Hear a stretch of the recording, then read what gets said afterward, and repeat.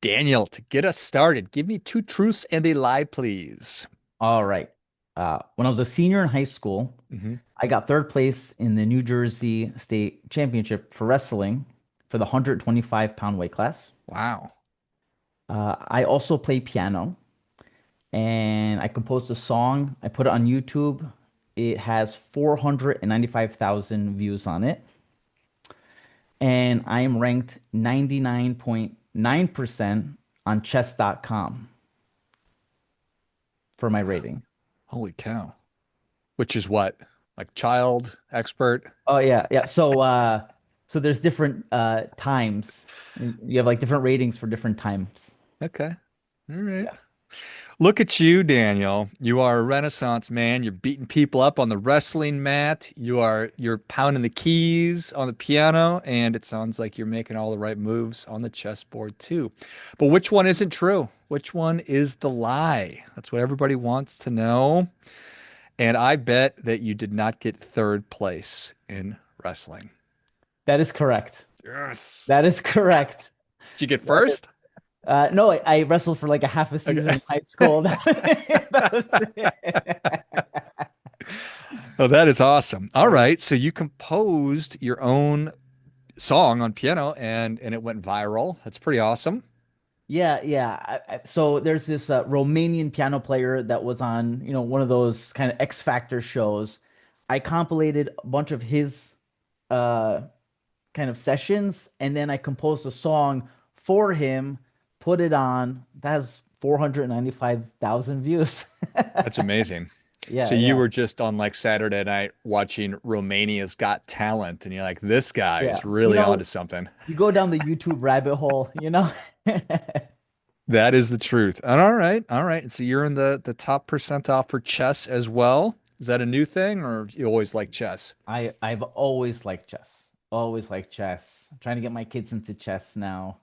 But it's fun. It's a fun. And you could also go down the YouTube rabbit hole with chess as well. I am sure. I should probably watch more chess on YouTube. Maybe should do more chess. You know what I just got into is Sudoku, which is pretty fun. Yeah, yeah, So yeah. It's a great bathroom pastime. yeah, Sudoku is probably a perfect way to do that too. All right. Are you getting your kids into wrestling so they can maybe carry through on that third place finish? No, no. No. Well, at this age, whatever they want to do. If they want to do baseball, which is the thing now, we're gonna do baseball. There it is. Just be a good supportive dad. That's it. I love it. I love it. All right. Well, Daniel, what is top of mind for you right now? So, quick background on me. I'm a realtor in the Scottsdale, Phoenix area. I'm also a mortgage loan officer. So I could see the transaction from the beginning all the way to the end. Um, what's top of mind right now is sort of like what's going to happen with interest rates? How's that going to impact mortgage rates? What's happening in the general overall market here in the Phoenix Scottsdale area?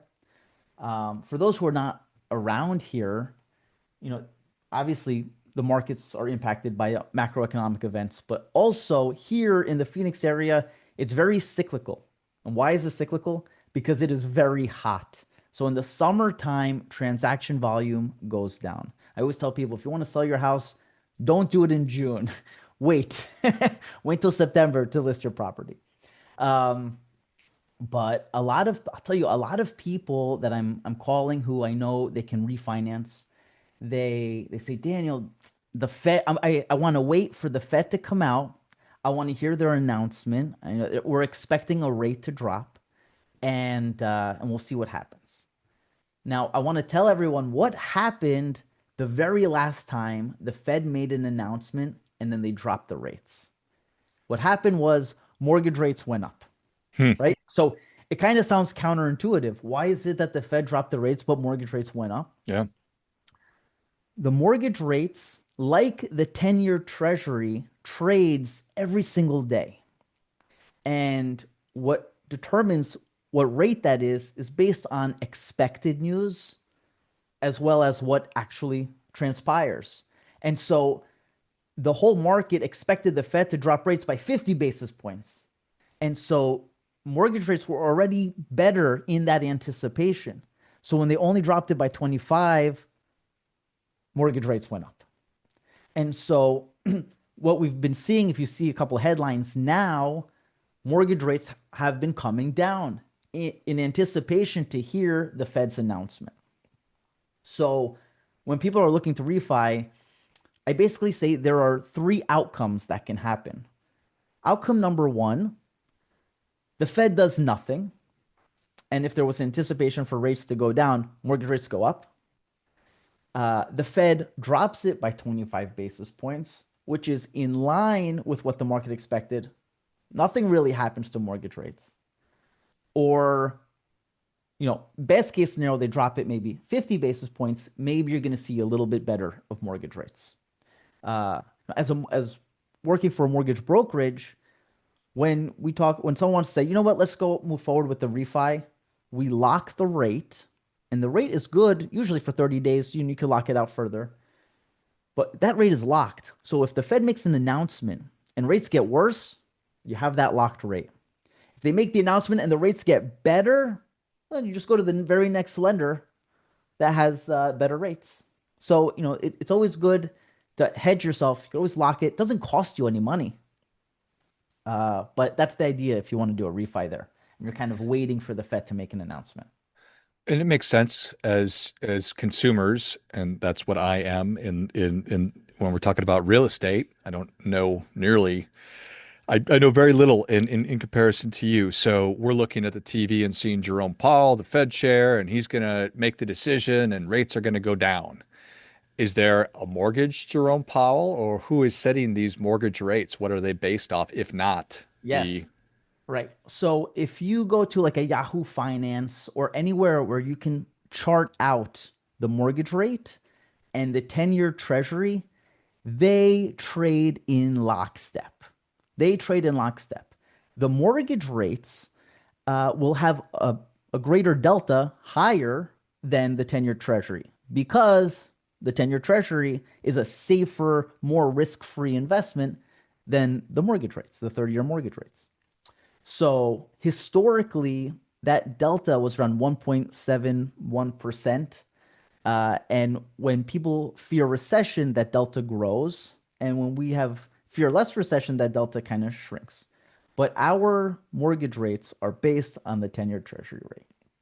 Um, with regards to what is Jerome Powell going to do or not do, and this is a very like apolitical statement.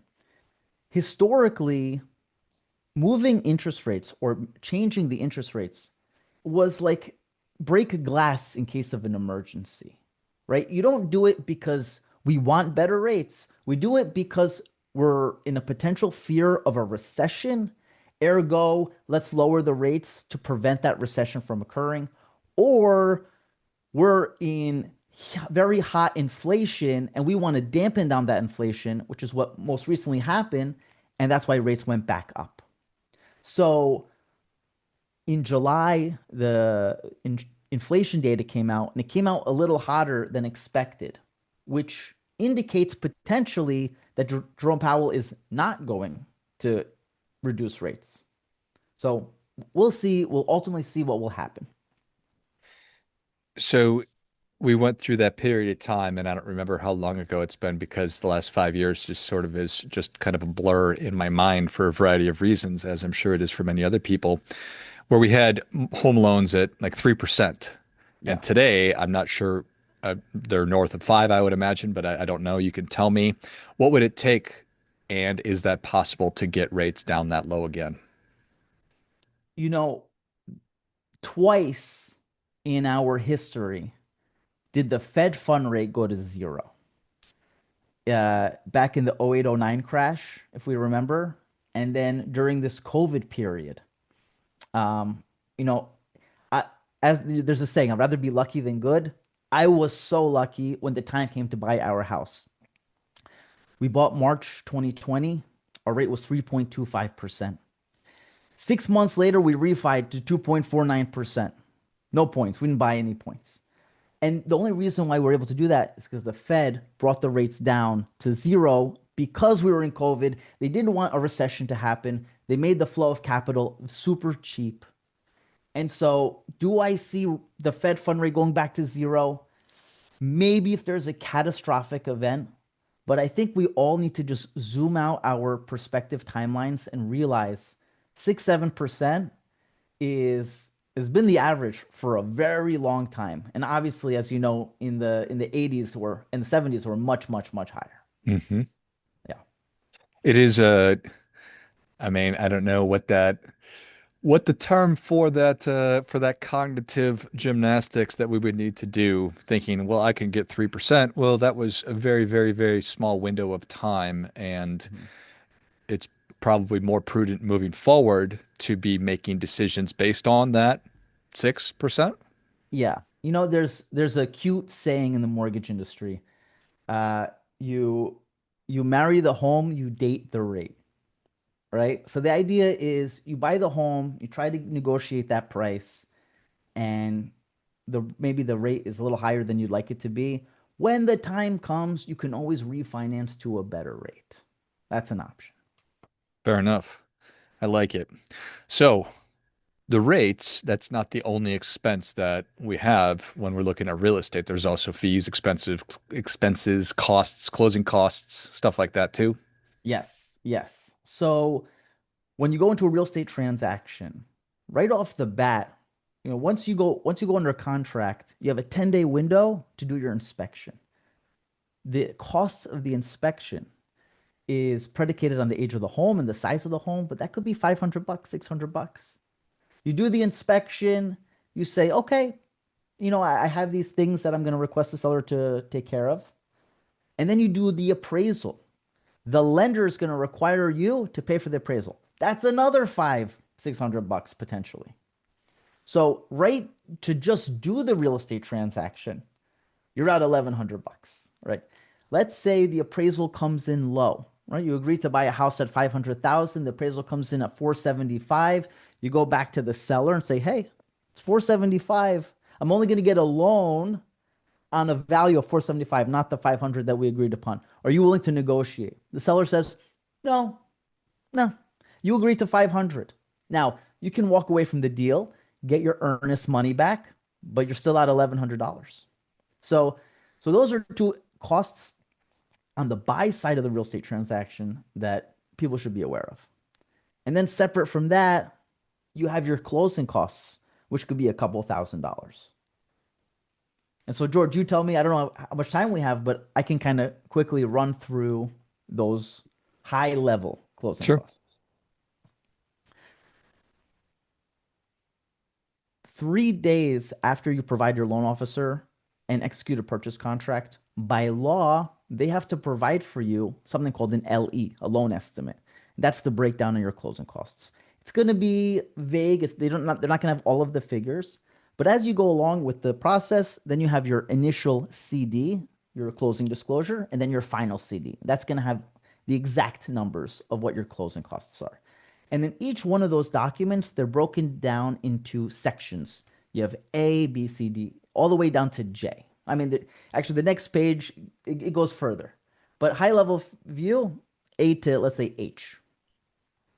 Section A are all of the fees one occurs with the origination of the mortgage, right? So your lending fees are in Section A. That's the section that I, as a lender, can control. I can't control B, I can't control C, and we'll go through all of them. And so things that live in Section A, you might see origination fee, processing fee, underwriting fee. Sometimes you'll see document handling fee. If you decide to buy down the rate, the cost of the points are going to live in Section A. Section B is titled Things You Cannot Shop For, like a credit report. When you do a mortgage application, you do your credit report. Um, there's a couple other things.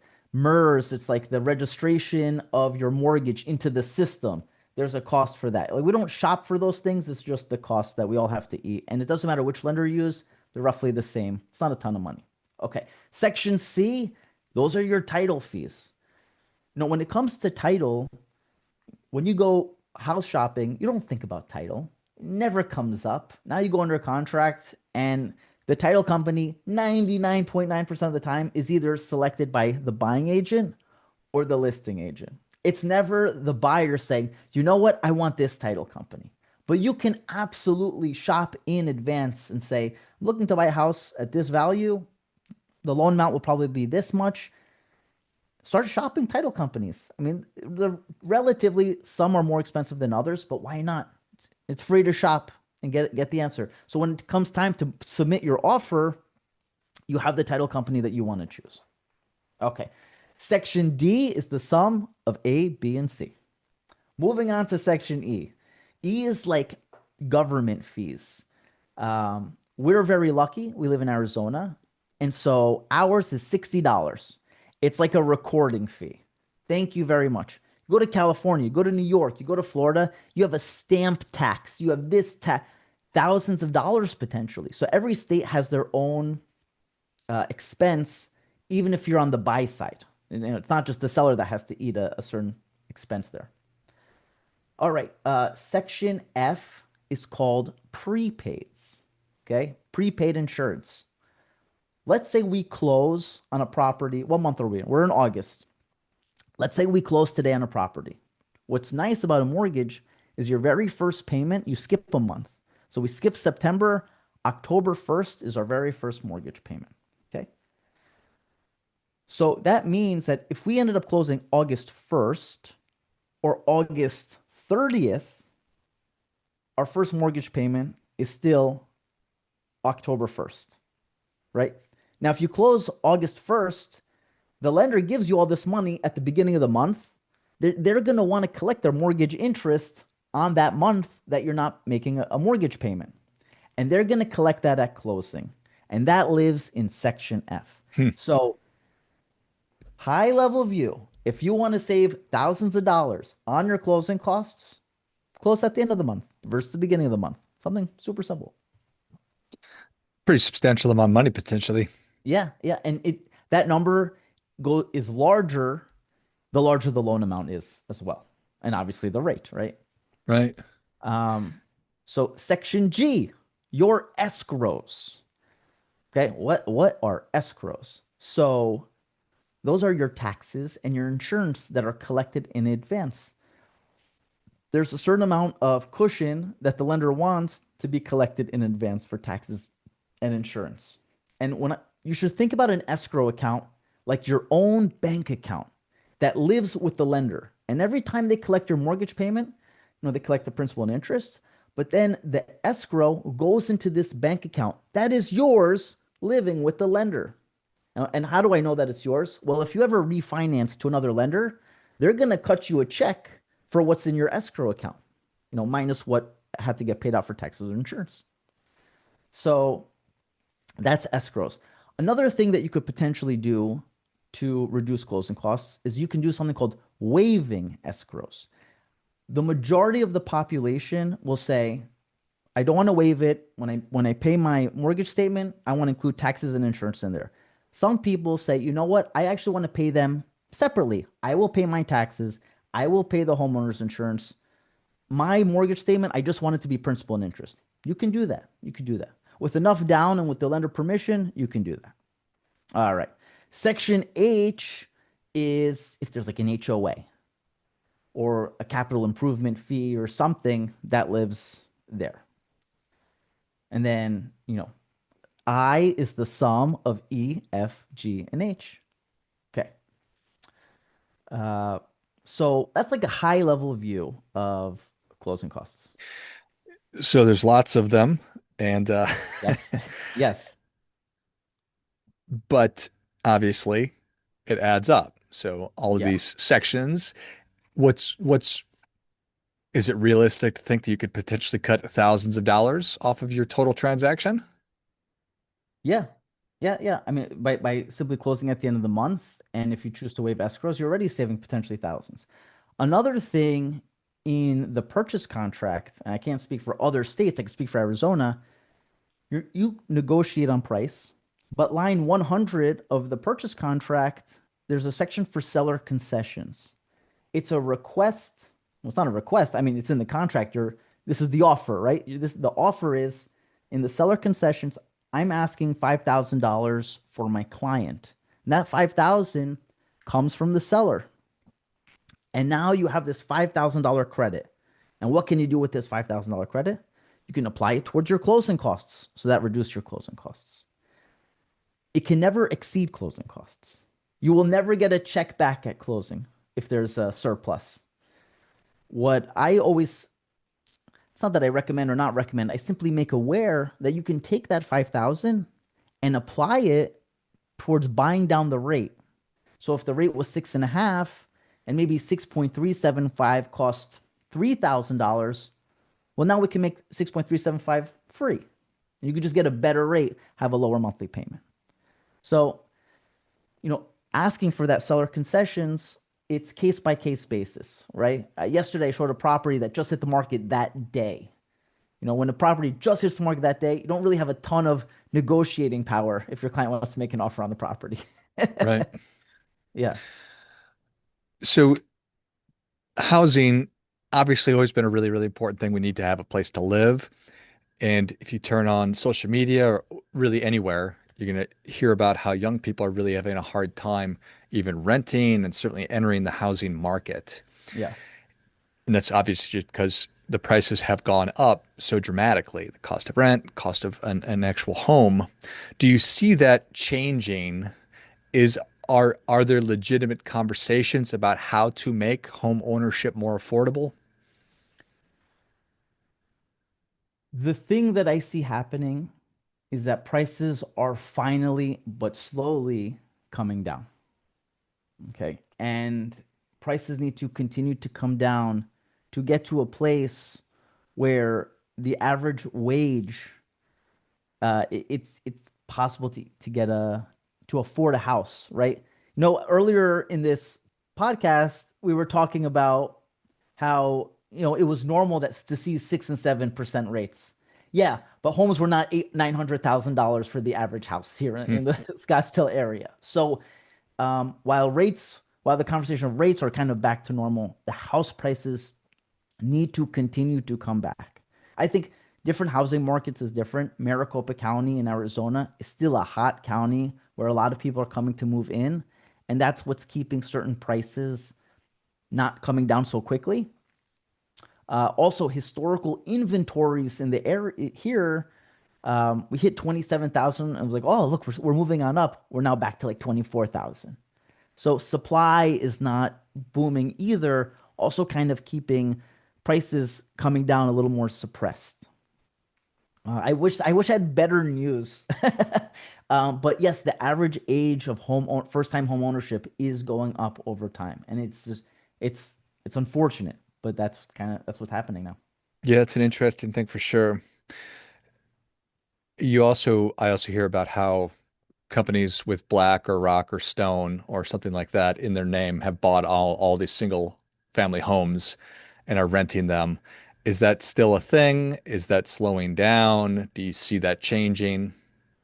Yeah, I definitely think that there should be some legislation preventing publicly traded entities from buying single family residence, or capping to 10, not hundreds, not thousands, and further exacerbating the supply squeeze that this country has for people to be able to get into a home. Yeah, but where they stand today, I'm not quite sure. Um, I know companies like Open Door in the past got hurt real bad because they were buying properties left and right in during COVID, and then 2022 was the peak. Home prices came down, and then they got a big haircut on their properties. Yeah. Well, it's certainly an interesting thing. And we're obviously chewing on a lot as a country. So we'll throw this onto the plate too and see if we can somehow tackle or solve that one. But do you think now is a good time to buy a home? Bad time to buy a home? A time to buy a home? Right? And so I look at it like when you ask it that way, it sounds like very investment like, Hmm. but more it's sort of like where are you in your life and are you ready? When we bought, we didn't ask if it was the right time or not right time. My wife was pregnant with our second one. We were living in an apartment. Like it was our time. And so if it's your time, it's your time. And you kind of make do with what you can and where you can be and what you can afford, and try to build from there. And that's kind of how I look at it. I think that that is a very wise perspective. I love it. Well, Daniel, you've given us a lot of good information, but we're ready for that difference making tip. What do you have for us? Sure. So on the mortgage side of things, I run credit reports all the time. And as of 2 days ago, I saw someone got whacked. And this is the second time I saw someone got whacked for the same exact reason. So, what is the it? They had a late payment. They don't have late payments. They had a late payment on one credit card. It was a 30-day late, and then they paid it off. But it was late, and boom, that impacted their credit. So the question is like, why did they get this late payment? We all have credit cards. We have credit cards that we primarily use, and then we have the credit cards that we don't use at all. And so we forget about them. And we signed up for paperless, so we don't get notifications on them. And some of these credit cards have annual fees. And so even though you don't use them and you don't think you have to pay attention to them, boom, they just put that their annual fee. It's time for the annual fee. It doesn't even make your radar. And all of a sudden, you're late. And all of a sudden, your credit score gets whacked. So then you pay it. So, kind of to mitigate that, either one, set a calendar reminder for yourself. Here's a credit card that has the annual fee. Set a calendar reminder for yourself. Number two, maybe don't get paperless. Maybe get the statements. It's a pain in the butt, but you have to open it and then you see it. Ah, this. Also, and this happened to me, like we're all human.